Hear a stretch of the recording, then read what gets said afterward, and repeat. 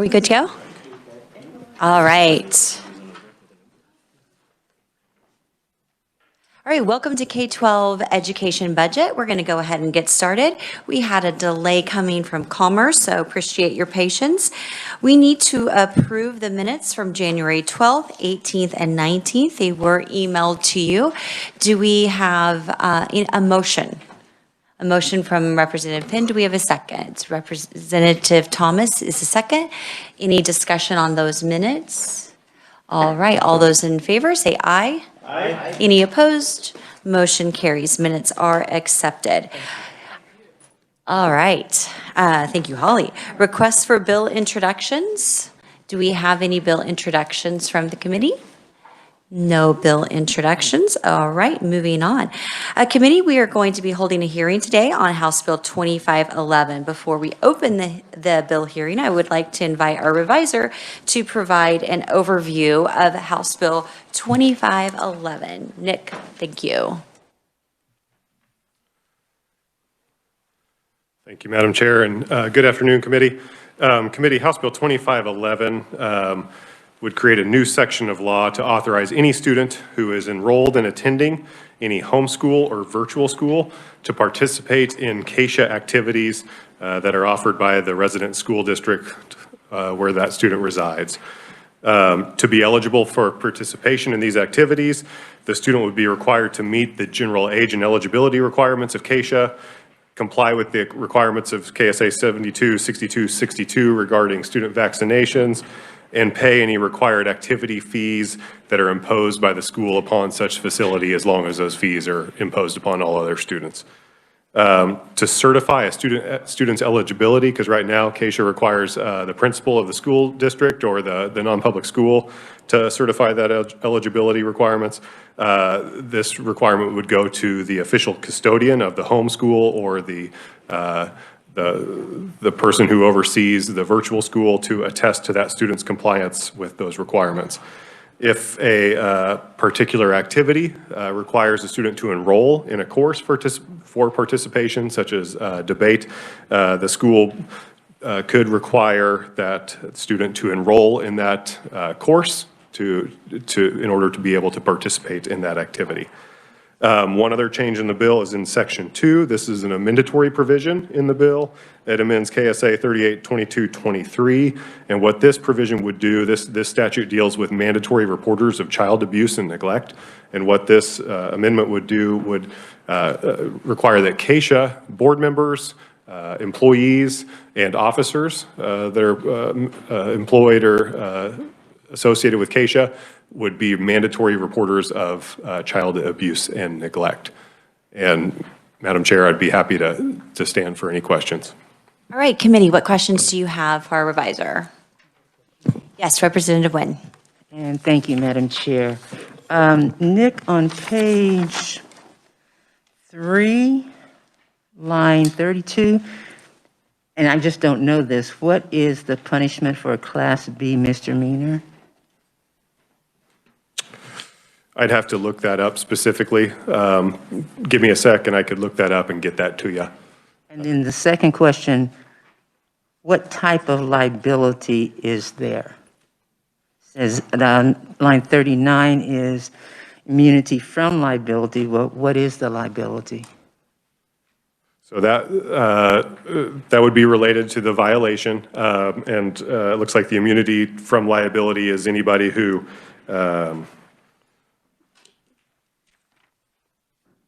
that immunity relates to investigating those reports. But kind of generally, I will note that this adding KSHA to this statute, KSHA would be on the same footing as any other school employee. So currently, teachers, administrators, other persons employed by a school district are required mandatory reporters of child abuse and neglect. The same requirements for current teachers and administrators would apply to KSHA employees as well if they got a call notifying them of abuse or neglect. So the liability is the liability on the person who fails to report? This is anyone who participates in the making of a report. relating to that. So it's kind of a protection when you're making a report. So if you do report any instances of suspected child abuse or neglect, this provision would kick in. So is there liability for someone who fails to report? Yes, that would be the violation section. So the willful and knowing failure to make a report Okay. you would fall under a violation of this section. So if a teacher, school administrator does not report, doesn't make a knowing report after having a good reasonable basis to do so, that they suspect child abuse and neglect, they would fall under that violation section and violate the provisions of the statute. Okay, so then line 32, if I know someone else has already made a report and I don't make a report, I still can be punished with a Class B misdemeanor? Again, this is the same thing that applies to current school teachers, staff, administrators. The answer is yes. So yes, that would apply in the case of Keisha as well. Thank you. All right, any other questions for Nick? And yes, Representative Johnson, I'll definitely get to you, but in this bill, there are no changes to any reporting except that we are adding mandatory reporters from Keisha representatives. So everything else stays as it currently is. We're just adding one more reporting agency. Representative Johnson. Thank you, Madam Chair. Same thing from our representative. The section, I lost it here on page 3. It is not a defense that another mandatory reporter made a report. And I had a problem with this when I was investigating those, because one of our standard policies at our school was you reported it immediately to a counselor and or a staff member who was appointed to handle those. And we were asked to do it in writing, but we didn't make it to the emergency hotline or whatever. And you feel like you've done that, and then if later you find out that they neglected or something happened, and I always felt that that was not reasonable if you took an effort. So I have a little issue with, am I correct? Because you can be prosecuted. So yeah, in subsection C of current law, it says reports made pursuant to this section, so reports of child abuse and neglect shall be made to the secretary except as follows. And so it provides some criteria of making those reports to DCF or a law enforcement agency, and then it has a specific occurrence, it looks like, with the Kansas Department of Corrections.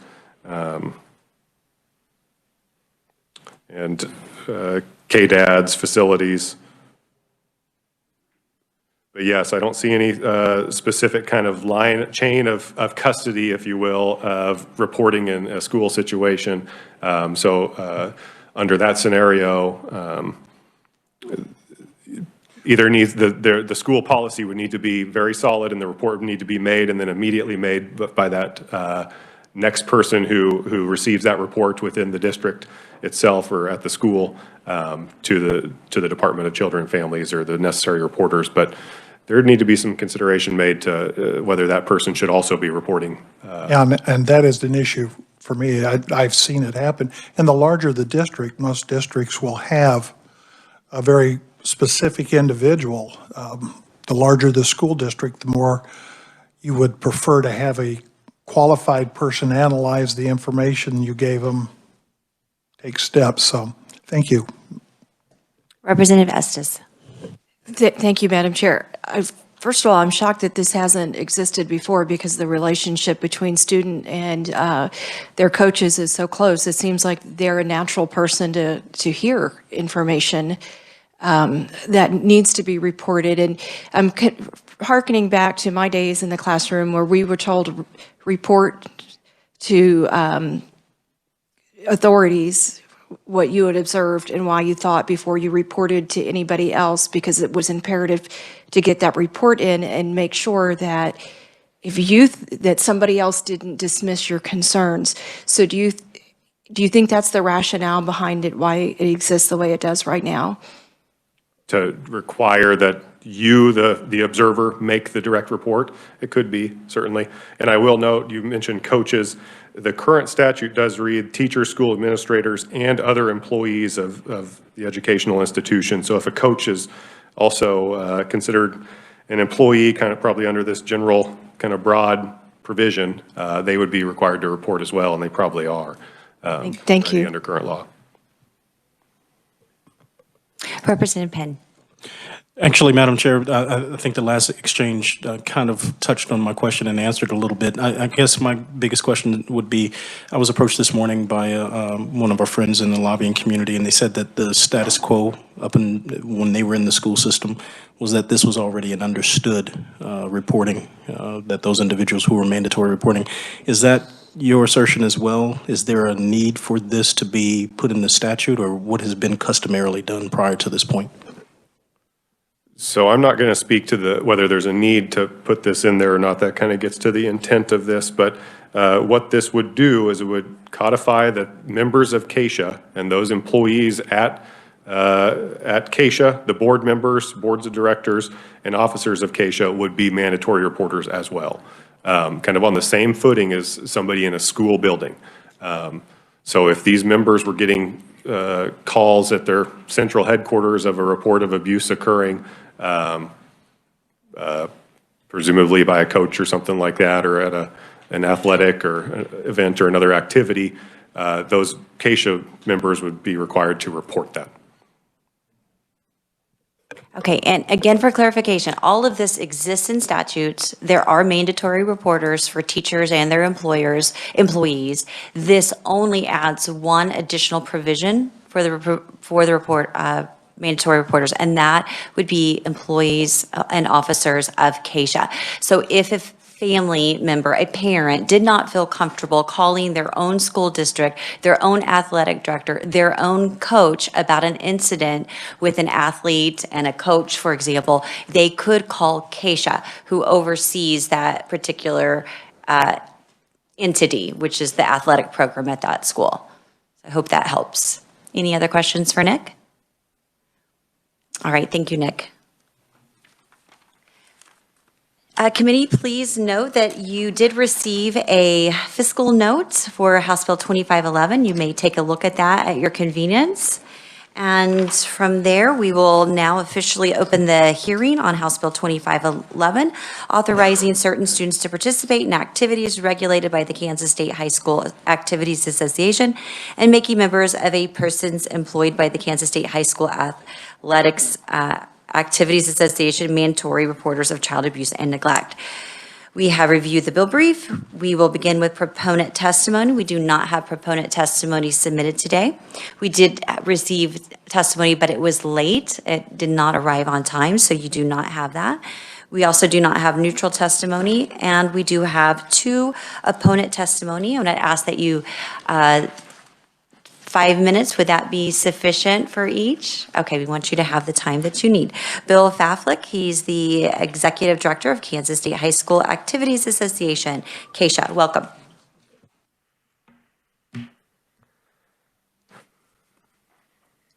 Thank you, Madam Chairperson, members of the K-12 Education Budget Committee. My name is Bill Faflick, and I do serve at the Kansas State High School Activities Association, and I appreciate the opportunity to provide perspective on HB 2511 and its impact on our member schools. As it is presented, members of the Kansas State High School Activities Association stand opposed to House Bill 2511 based upon the following factors. I'll start with some philosophical perspective and then move into the relevant operational components of eligibility, which motivate students and promote student achievement. First, on the philosophical perspective, we know that historically educators have recognized a diverse program of extracurricular activities enrich the educational experience of their students. The intent of these programs is to provide an extension of the classroom. Teaching and learning occurs throughout the day with students connected to adults at the school and with their peers in their classroom. Education-based activities take that to the next level. They are designed to serve students attending each particular school as opposed to the community at large. Non-school recreation and club sports activity programs exist to serve that general population. Scholastic sports and activity programs based at the school are designed specifically to serve those students attending that school and hold those students accountable to meet the requirements established as a prerequisite for their participation in interscholastic programs. Those are our eligibility requirements. What are eligibility requirements? Why are they important?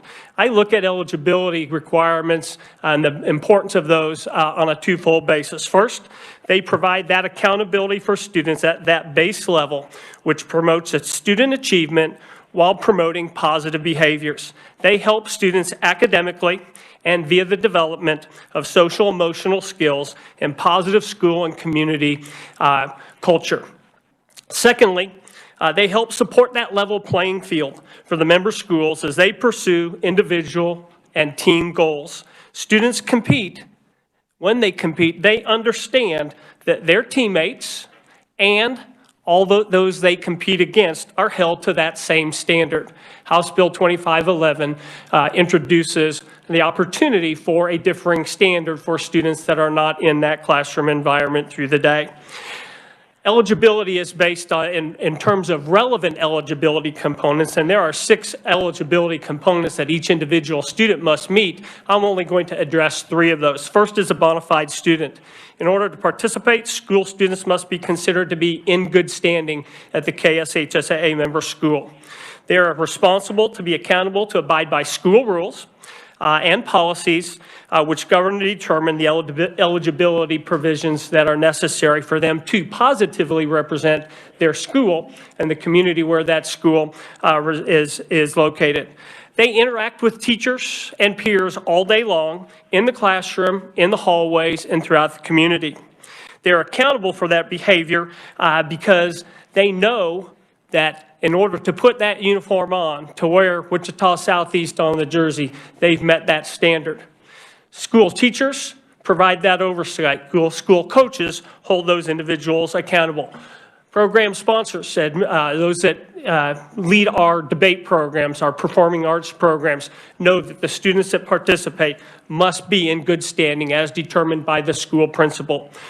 Enrollment and attendance is the next component of eligibility that is so important. Students that participate in an interscholastic activity program meet the expectations relative to enrollment and attendance at their school.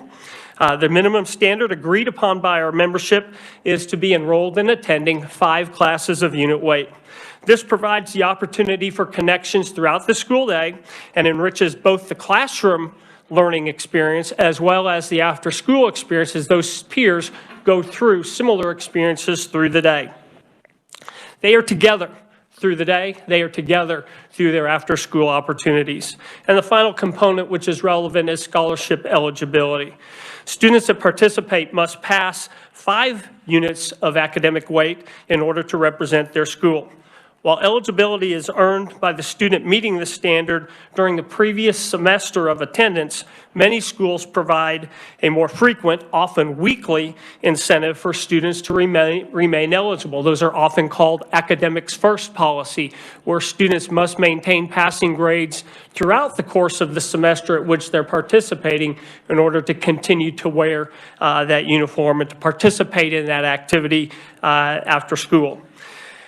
These academic first requirements are based upon the fact that students are attending courses throughout the semester that are taught by KSDE licensed instructors according to an approved curriculum within a defined scope and sequence. If parents register register their school in Kansas, or if parents choose to homeschool and choose to register that homeschool setting or attend a private school that is not a member, that's a choice they are free to make, and we fully support that because not all schools will meet the needs of every student according to what the parents believe is appropriate to do, but what their students need. But when they do so and they make that choice, there are outcomes with that choice. One of the opportunities afforded to those that attend a member school is the opportunity to participate in our school activity program. For those that don't attend, those opportunities are not there at that same level, though we do have a couple of options I shared with you in written testimony. It would be difficult for students to, it would be difficult for schools, and school leaders to encourage positive behavior in the classroom when those students are not there. It's difficult for school principals and counselors to maintain the level of academic accountability when they don't have that regular reporting. They're not sure exactly what those outcomes are for the students that are in the homeschool classes. It is very important that we think about that academics first component for what we believe to be student participants. We always talk about student athletes and student participants, and those are students in the actual school that is represented by the students participating. Education member schools deliver their accredited coursework through teachers that are licensed, as we've noted, and those accredited schools must meet state and federal requirements for school academic achievement through the assessment testing as well as through the reporting processes that are in place. Currently, interscholastic activities are very similar to the model at the collegiate level. Intercollegiate athletics require college athletes to attend and to represent their institution. They must meet all of the requirements of that institution as well as that institution's governing body, whether that be the NCAA, the NAIA, or the NJCAA. Students at Emporia State may not participate at the University of Kansas or at Butler County Community College. They may participate at Emporia State. Similarly, a student at Wichita Southeast could not go to Remington Whitewater or to Andover High School to participate. They can participate where they attend school through the day. As I noted in my written testimony, as I referenced earlier, there are options available for students who are not attending that school, and the Activities Association has sought historically to meet that middle ground to provide opportunities for students. First is the application of our virtual student policy. This is a permissive policy that's provided for those students whose parents choose to have their kids take classes at home. When we get calls about homeschool students, the first question we always ask is, please tell us what you mean by homeschool, because the definition of homeschool has changed significantly over the years. It used to be that the parents were creating the curriculum and defining the outcomes and moving forward. Many times now, especially with the advent of the plethora of virtual coursework that's available, students are enrolled by their parents in these accredited programs that are taught virtually, and they stay at home for that instruction. If a student is dually enrolled in a member school and a KSDE accredited program for that minimum of 5 classes, they meet our standard because they are enrolled and attending an accredited program. So our virtual student policy has been beneficial to many students across the state that are not in our school for that full period. They're in at least an hour a day. That hour is the very same as it would be if a student, often in the 7th or 8th semester of your high school experience, you take college classes and you're dually enrolled. You can take classes at the University of Kansas or at Johnson County Community College and still maintain eligibility at the high school as long as you're still in one class at your base school. In a similar way, a virtual student would have that opportunity. And the second component that we offer is that adoption of our approved school program. There are currently 30 approved schools in Kansas, and those approved schools are schools that compete against our member schools throughout the course of our regular season. They follow some of our rules. We make sure that their safety rules are in place, the playing rules are in place, but they don't follow all of the same rules. They may have extended seasons, they may play more games, they may travel further than we do, they may have different individual eligibility requirements. They certainly may have different coaching requirements as well, but they have that opportunity to participate against member schools throughout the course of that season. Many of those often participate in their own separate postseason competitions. Finally, as I also noted in the written testimony, the KSHA is not opposed to mandatory reporting. Our administrative team is primarily lifetime educators who understand the importance of providing this safety net for students.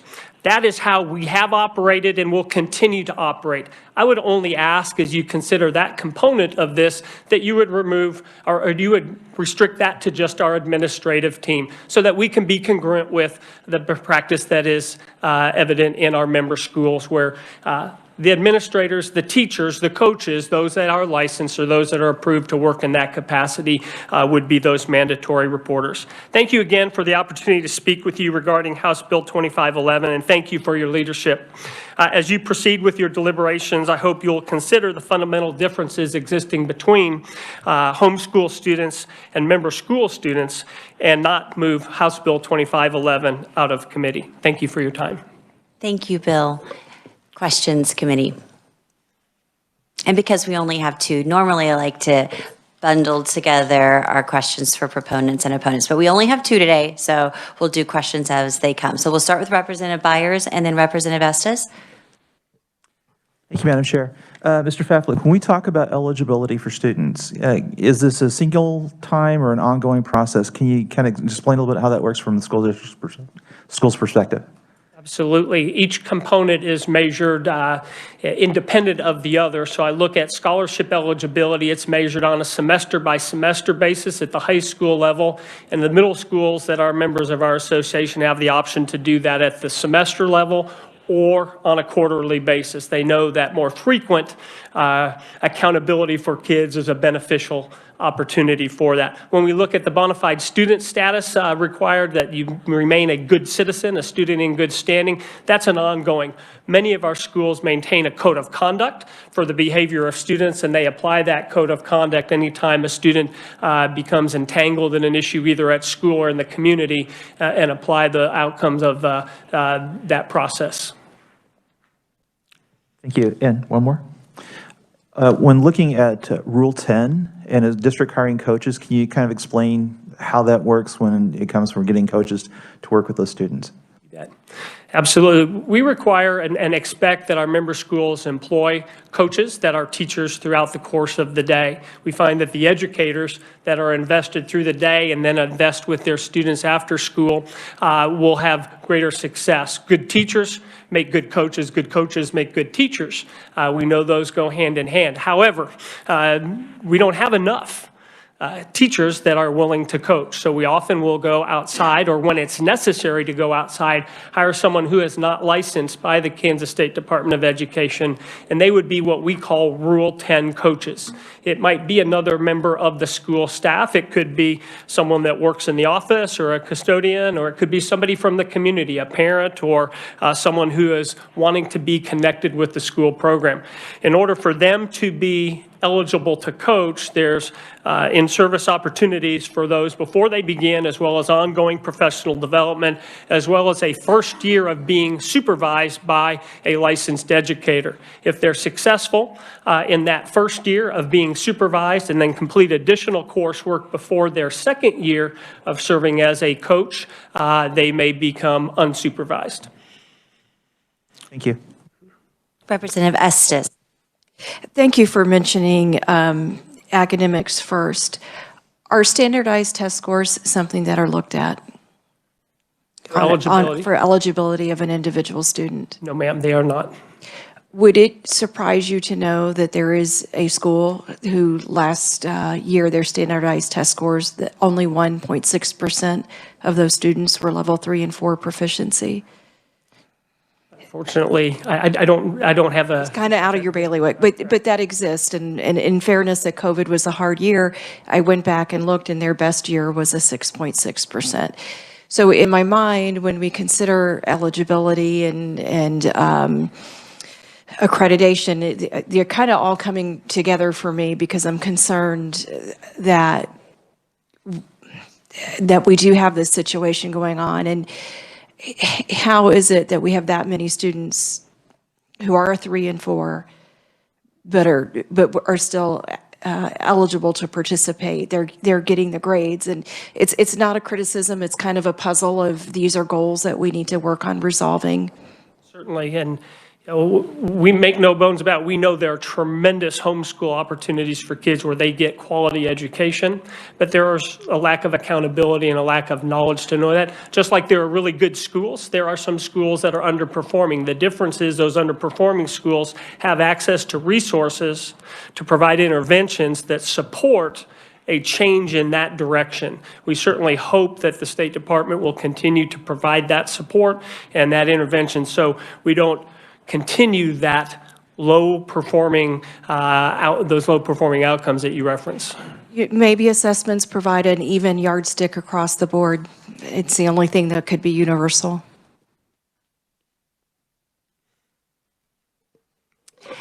Okay.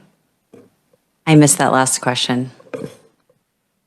Well, I didn't realize, I was kind of just conversationally, maybe assessments give us a universal yardstick between the homeschool students and the students in public schools. When we establish eligibility, we'd all have a certain knowledge of how people are doing. Certainly, that would be, I would agree with that. And one of the challenges in Kansas is that homeschool may register. And then after that, there's very limited, if any, reporting of any progress. So we don't know those test scores for any school. They're not required to take standardized testing from the state. So it's difficult to find that measuring stick, as you would, that would be helpful. Representative, I think that currently Keisha, and correct me if I'm wrong, that it's 5, they must pass 5 classes, correct? Yes, ma'am. Okay, so that would vary widely. That would be potentially very subjective from school district to school district. In fact, we know some school districts that don't give anything lower than a 50%, and then you can keep raising your grade from there over and over. So I think homeschool, schoolers that have at least 5 courses and are passing it wouldn't be any more or less subjective than what's going on currently in some of our school districts. But good question. Representative Penn. Thank you, Madam Chair. And thank you for the question, Representative Estes. We've been in here over a year and some change, hearing back from the community and the educational community about how different things impact our students, right? And their social, emotional, behavioral health, mental health, self-harm, self-hurt, ostracism, and things of that nature because of the pandemic, being thrust into situations that are beyond their control. Two-part question. Number one, the folks that pay the taxes, are they the taxpayers in your estimation, Director? Fantastic. So are you saying that you're in favor of discriminating against tax-paying students from the LGBTQIA, the indigenous peoples, and the Black community just because they don't attend your public schools? Even if that deprivation of them going to sports and being involved in teams leads to physical, emotional, social involvement, detriment to those individuals, you still advocate for that, even if it impacts their self-esteem. That's your testimony today. No, sir, I do not ever support discrimination based upon any identified group, and those that you referenced, absolutely no, or any group, whether they be geographic or ethnic in diversity or socioeconomic in diversity. We want to provide for those that are in our schools. So those are the kids that we know, and those are the families that we are serving. We're an association of member schools, and those are students that are in our schools.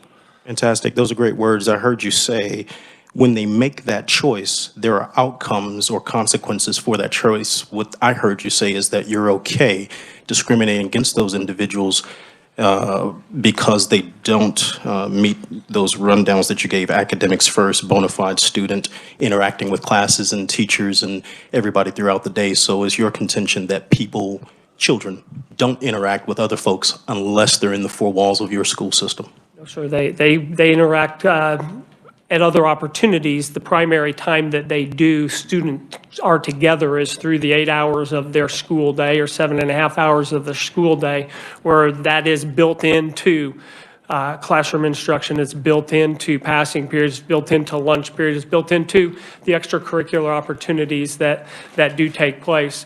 Again, not trying to exclude a group based upon the fact that they have chosen to participate away from the school for the academic piece, but that is for us to be able to measure the eligibility and for them to be accountable. We have to have eyeballs on those students. It's helpful to know what's going on so that we can support them through the very difficult things, those social, emotional challenges and trials that they may be facing. So if a well-adjusted student comes into your sports team, because you have to have eyeballs and control on them, but they're well-adjusted and they can catch a ball, kick a ball, throw a ball, look at a ball, your eyeballs tell you that they are not allowed to participate in something that their tax dollars have gone towards funding because they aren't involved in the academic atmosphere throughout the day versus the after-school sports programs. That's your contention.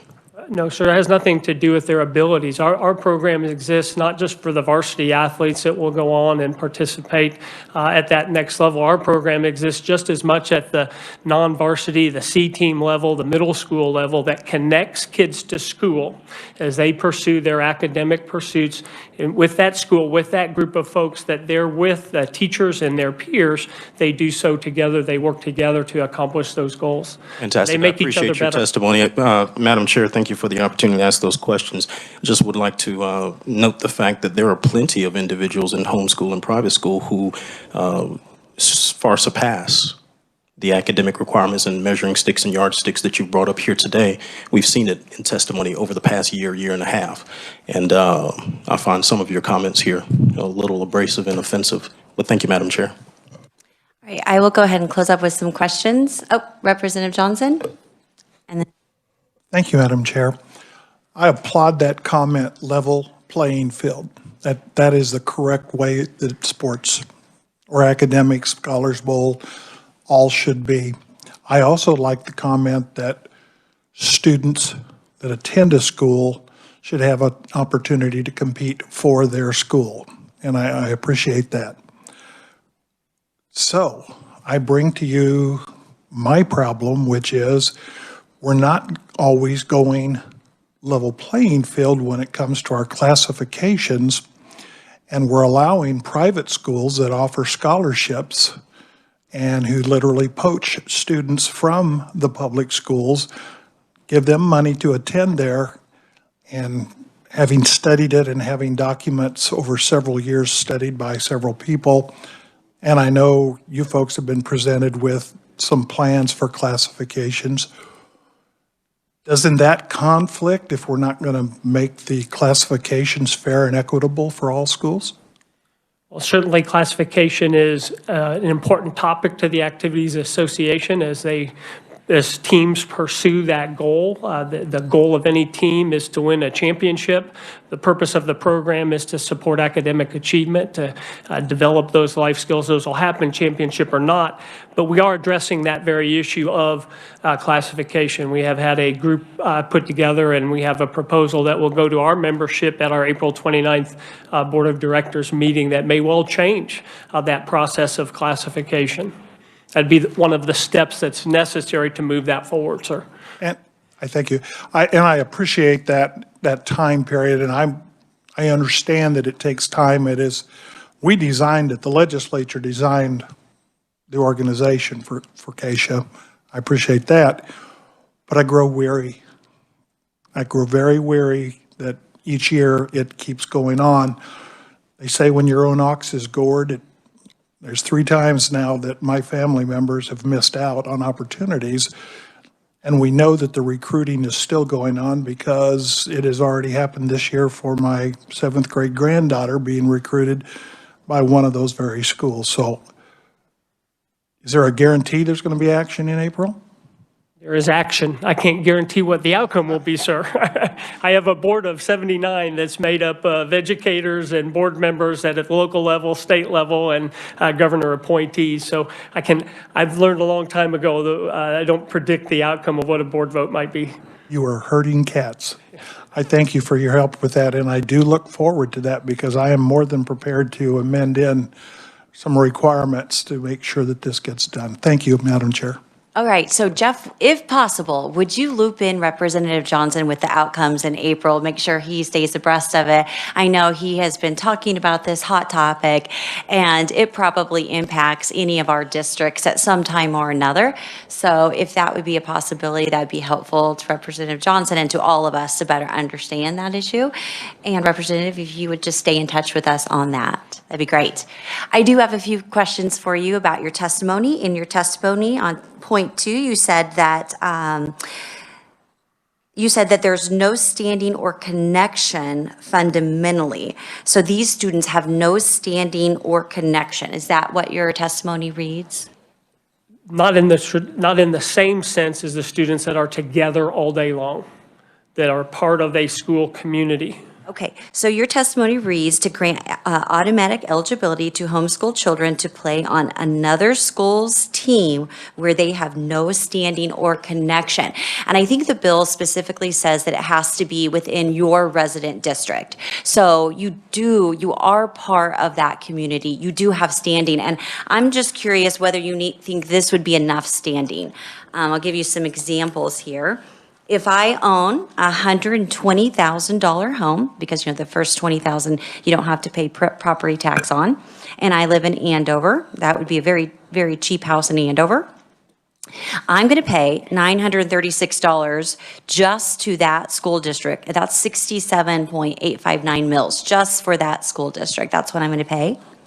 If I lived in Sterling, Kansas, I'm going to pay 67.721 mils, 934 for just a $120,000 home.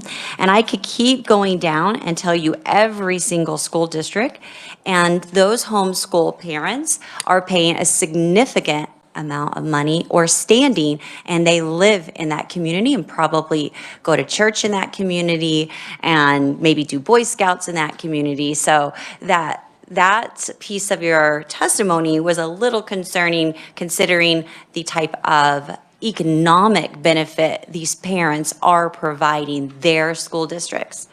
I have another question for you regarding the point 2, where you say school teams will no longer be school teams, but rather community teams. Kansas provides no access for homeschools. Do you know if any other states also follow that philosophy of no access to community teams or homeschool membership? We do provide access, as my testimony indicated. There is access through our virtual student policy as well as through the homeschool organizations that participate against the member schools of the association. So other states, there are some states that allow homeschool participation through their member schools. They generally have, and I won't speak on precise state-by-state basis, but they provide a greater oversight and a greater accountability of the academic performance and so forth of those students. Okay, well, I guess I should have clarified. I did read your testimony in entirety, and I do think there were a certain number of 30 schools currently on the approved list. So we've got 286 school districts, and I don't know how many private schools, and I don't know how many homeschools, but you do have a 30 schools. So you have a limited access. But to answer my question on that, 30 states actually provide access to homeschool. 20 states provide full access.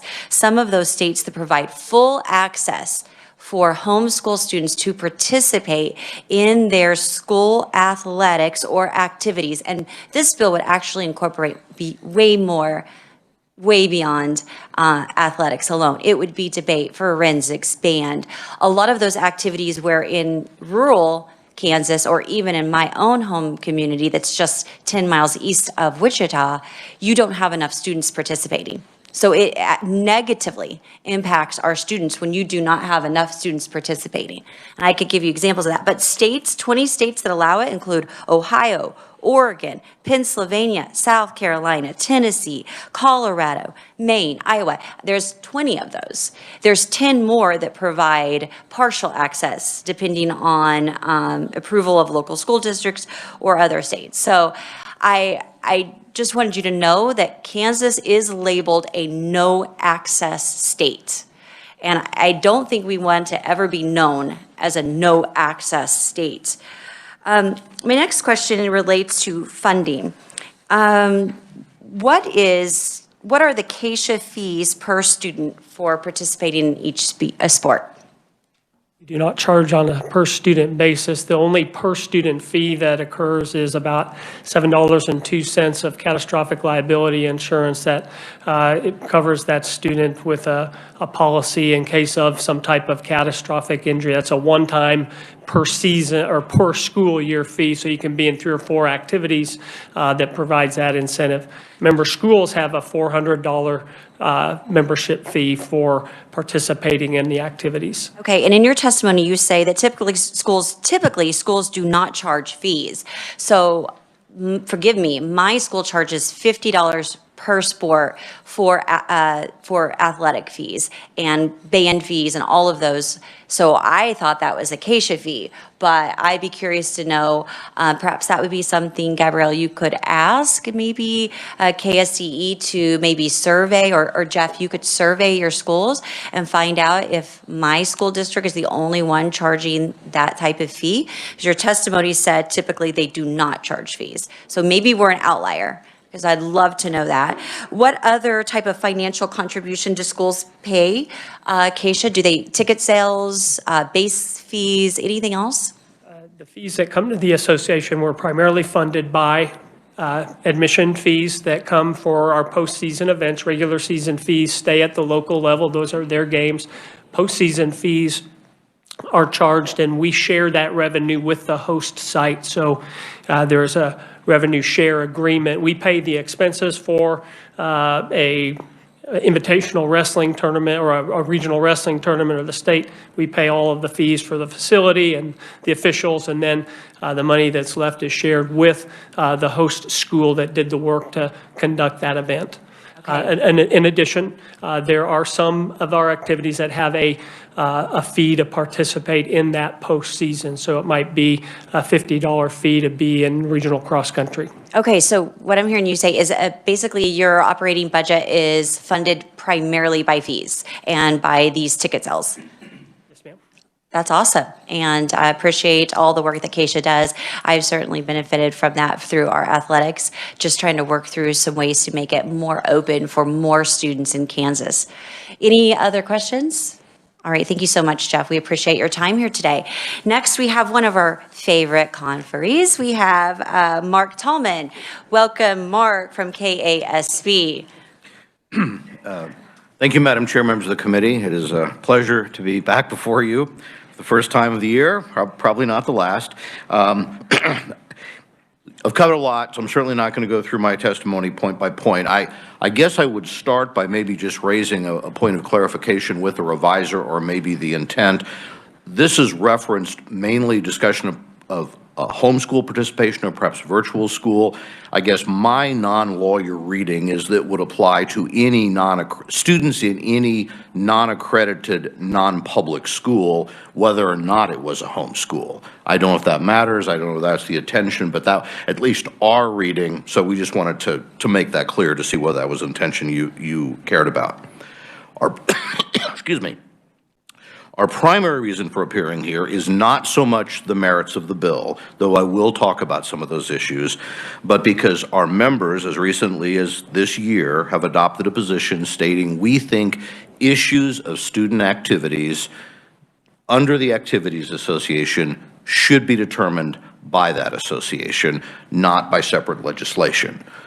There are always issues that have to be raised. Representative Penn has raised some of the balance that has to be struck. We think that since the legislature has created the Activities Association, defined its governing board, and given it that charge, that is the most appropriate place to try to weigh these decisions. We've already, again, as you've seen, over my time in this, how we've treated different schools, home schools, virtual schools, has changed, likely to change in the future. As education evolves, a lot of these things may change. But the preference of our members has been to say, we think we should work through that process. Also, Nate, we don't have a problem with the mandatory reporting issue. I think you've heard on that. But a few things we would ask you to consider when you look at this. You have talked about how students not attending public schools in their district are taxpayers. They are. We would simply note that, at least as we understand the bill and current law, if they are not enrolled in a school district, the school district will receive no additional resources to cover their potential additional costs. And so I think that's one thing that school districts would be concerned about, depending on the number, that could be the case. Now, again, if a student, one of these students, did enroll in a course as part of this, then they would generate dollars. If they're not enrolled at least some portion of the day, under the school finance formula, at least as I understand it, those dollars would not be provided.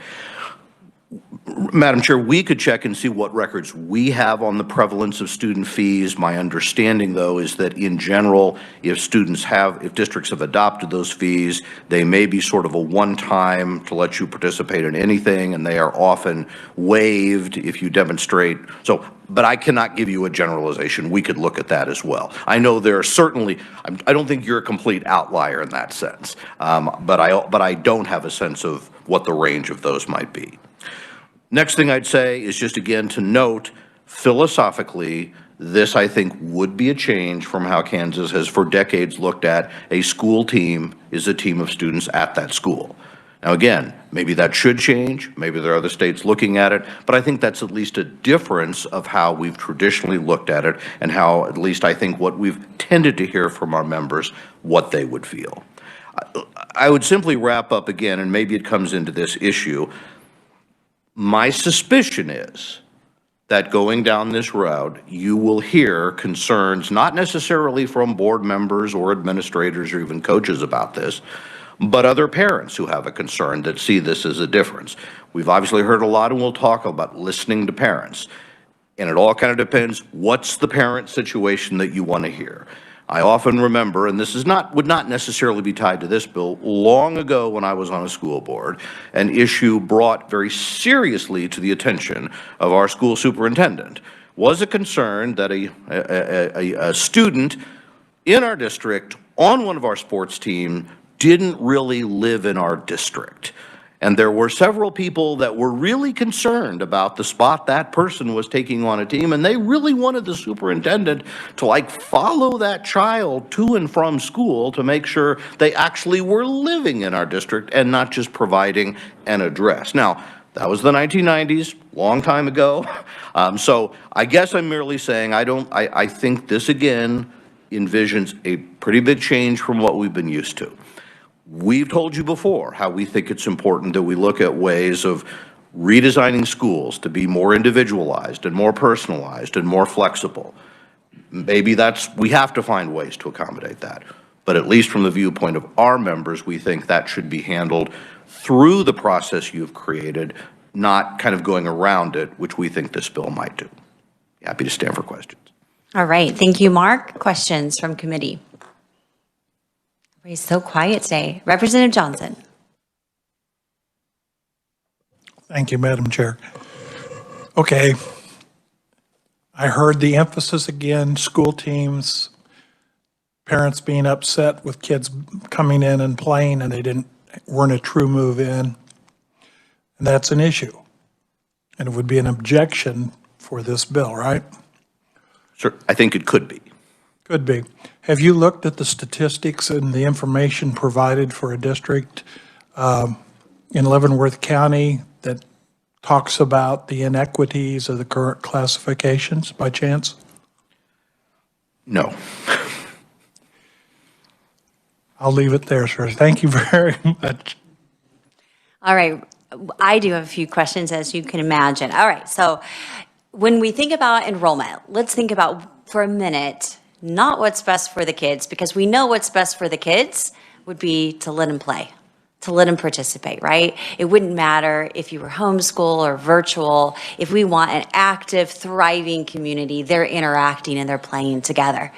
That's building bridges, not walls. So, all right, but let's set that aside. And let's talk about what's best for the system, which is what you're talking about. It's your members. It's your schools, it's the system, not the kids. So if we look at that, what's one of the biggest challenges your schools are facing in terms of enrollment? Enrollment going up or enrollment going down when you look at 286 school districts? Across the system, enrollment has declined, but may I respectfully disagree, though, with your premise. Yes, I'm sure you would disagree. Okay, you understand the disagreement, so Yes, as long as yes. I've registered that. Very fair, and you can add on to your comments here in a minute, because yes, my premise is that 100% kids benefit when you let them play. And you're gonna say no? You disagree with that? I'm not going to say that kids don't benefit if you let them play. The question I think that we're raising here is the system that we've created now where school programs are a part and tend to be associated with a school, that some folks have said, we don't want to be a part of the school for whatever reason, whether the best way the best way or the only way to solve that is to say, in this case, you who don't want to be part of the school most of the time can be this time. Again, maybe I'm just too archaic, old, conservative. That's just been how we've always tended to look at it. So maybe we have to change. Maybe we need to look at that being different. Just saying that there certainly are models. There are a lot of activities that communities across the state provide that are not school-based, that are open to all kids. And this is essentially saying we're also going to say that school district programs should do that as well. Merely saying that's a change. Right. It's a progressive thought, not to be punitive, that you're not going to school here, so we won't serve you in this capacity. So if it's not that, then it might be competitive because we don't want those kids taking spots from other people. But I'm going to circle back to, because all of those are debatable, and there are different reasons that parents, teachers, schools would or would not want to support this. I want to circle back to enrollment. Most of your rural schools are facing declines in enrollment. And one of the reasons for that is homeschool is on the rise. We saw from National Center Education Statistics that they actually, from 2017, homeschool enrollment in the United States was 3.3%. Then it went up to 5.4% during the early days of the pandemic, then up to 11.1%. And according to the National Center Education Statistics, in spring 2021, it was 19.5%. Another source, National Education Research Institute, says that right now it's 2021 fall, it's 11.1%. So either way, whichever numbers you're looking at, we're talking at least a minimum of 5 million children in the United States. And you could extrapolate that to Kansas, where we had a boost of about up to 7%. And you could see that homeschooling is on the rise. And one of the main reasons that people chose homeschool is safety. They felt the schools provided an unsafe school environment. That was in 2017, pre-pandemic. And the second reason was curriculum. Dissatisfaction with the school curriculum. So I'm not a homeschooler. My kids have gone through the public school system, not advocating one or the other. I'm just giving you data. So I'm thinking that if we have this rise, and we're never going to perhaps be able to satisfy the curriculum or all of these other concerns for parents, if you have a declining population for many of our schools in Kansas, that this would be a win for schools, because then they would be able to invite in students and create a community around their school, which would be a powerful thing for small communities. And so the quick example was somebody that provided testimony from my hometown. I've mentioned it before. They did it during an interim, not of my committee, but another committee, and they had 9 sons homeschooled in Augusta. And I thought, holy moly, that is a lot of boys in one household. That represents one household. And when I think about the activities in our high school, we're doing great in some, but my son, who was a debater, his one debate partner as a senior year quit. For whatever reasons, quit. He had nothing. He couldn't move forward. But had we allowed other students from outside that could commit to that, would have added to his high school experience. And for all the talk that we hear about inclusion and helping kids and letting them be the diverse individuals that they are, understanding that no one child is going to need the same type of environment to learn exactly. I'm just disappointed that we want to be exclusionary and that we want to keep our walls up, and it seems punitive to me. But I'm going to let you have the last word on that, because I've said a lot of words. I don't believe that in general, our members want to be punitive. And Representative, I think you talk a lot about educational trends that are out there that I think our members are going to have to deal with, and I think are trying to deal with. And I think one of the things that we really struggle with is even people who want to be visionary and say, let's do things different, there is such a comfort level on the part of so many people of, I want school to kind of be the way it was when I was there and I was successful and I played on this team.